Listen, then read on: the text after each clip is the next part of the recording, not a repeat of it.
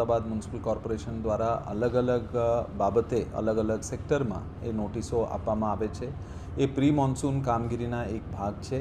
દર વર્ષે આ નોટિસ આપવામાં આવે છે અને જાહેર જનતાને ખાસ કરીને કોઈપણ રીતે કોઈપણ પ્રકારનું બાબત હોય એ કોર્પોરેશનના ધ્યાને લાવવાનું અને પોતે કોઈપણ જગ્યામાં અગર ક્રોસ કરતા હોય અને ત્યાં બેરિકેડિંગ બંધ હોય, આ ખાસ કરીને આ તમામ જે અંડરપાસીસ છે એ અંડરપાસીસમાં આપણે ઓટોમેટિક બૂમ બેરિયર લગાવવામાં આવેલું છે. જ્યારે પણ અંડરપાસમાં પાણી ભરાશે ત્યારે આ બેરિયર ઓટોમેટિક જે વાહનનું આવન જાવન છે એને બંધ કરી દેવામાં આવશે. એટલે છતાં પણ કોઈ અગર નાગરિક એને ક્રોસ કરીને અથવા એને તોડીને અથવા એને નહીં અનુલક્ષીને અગર એને ક્રોસ કરવા જાય તો એના માટે આ નોટિસ આપવામાં આવેલું છે.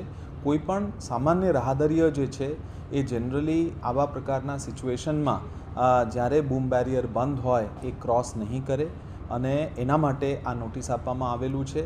અને એ નોટિસમાં ક્લિયરલી લખ્યું છે કે જ્યારે પાણી ભરાયા હોય અને જ્યારે કાદો કીચડ સંપૂર્ણ રીતે નિકાલ ના થયા હોય છતાં પણ લોકો આમાંથી પસાર થતા હોય તો સ્લીપ પણ થઈ શકે અને આવા પ્રકારના બાબત નિવારવા માટે ટાળવા માટે આપણે જાહેર જનતાને એક નોટિસ આપવામાં આવીએ છીએ.